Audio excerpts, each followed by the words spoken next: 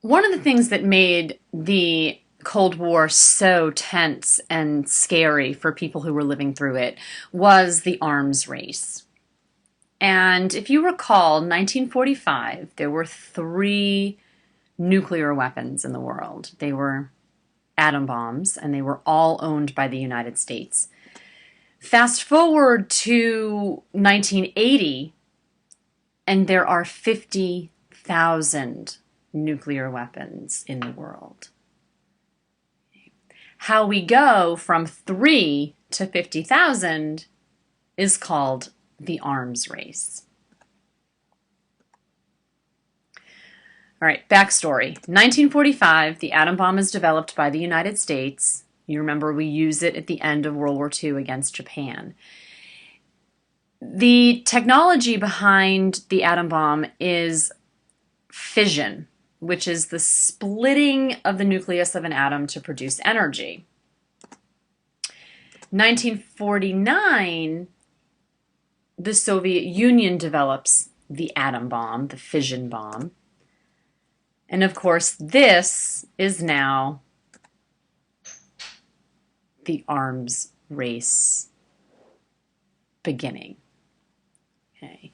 When we are the only ones in the world that have an atom bomb, it's not really a race. But once the Soviet Union gets an atom bomb, now the race is on. So we're trying to get a better nuclear bomb. And so we attempt fusion, where instead of splitting atoms or splitting the nuclei of atoms, we're going to combine atoms together. And the first element that we use to combine is hydrogen. And so the first, what we call thermonuclear bomb, is the hydrogen bomb, or the H-bomb. And the United States develops an H-bomb in 1952. The USSR develops their H-bomb in 1953. And so the race goes back and forth. With the next race being for the ability to have intercontinental ballistic missiles. All right, long-range weapons that could, be launched from the United States and land in the USSR and vice versa. Well, how do you get a weapon to go from one continent all the way, or halfway around the world to a completely different continent? Well, you need to launch them into space. And so the arms race is going to lead to a space race. In 1957, the USSR takes the lead by launching the first artificial satellite called Sputnik.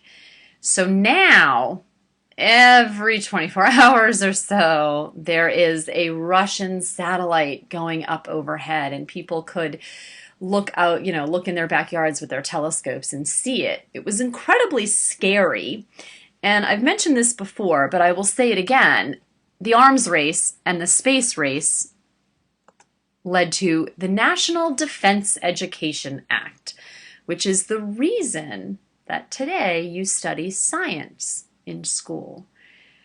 Science was not a regular part of the curriculum until 1958, when the United States felt that, we needed every mind at work to be prepared to battle the Soviet Union in this weapons and, science race.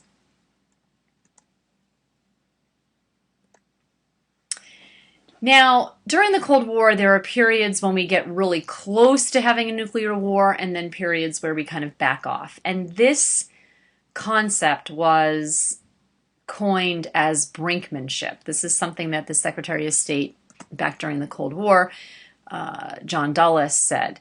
And the idea is that, we get real tense, and we sort of force our foreign policy goals to be achieved by kind of threatening military action. So technically the definition is the act of moving close to a nuclear war without actually going over. And the idea is, we threaten, and we get concessions by the other side. At the same time, this is really scary. And so we have a lot of people starting to protest nuclear weapons, and we have anti-nuclear movements, people that were worried about fallout, about radioactive particles falling to the ground, and then all that radiation causing cancer, causing miscarriages, not even from the actual nuclear bomb going off, but from one of the byproduct of producing nuclear weapons, of testing nuclear weapons. And of course, fallout is a real concern, and that was kind of why in the 1950s you've seen pictures of kids, having a nuclear bomb drill where they hide under their desks. The idea that these little radioactive particles won't land on you, and you will be in a better position health-wise.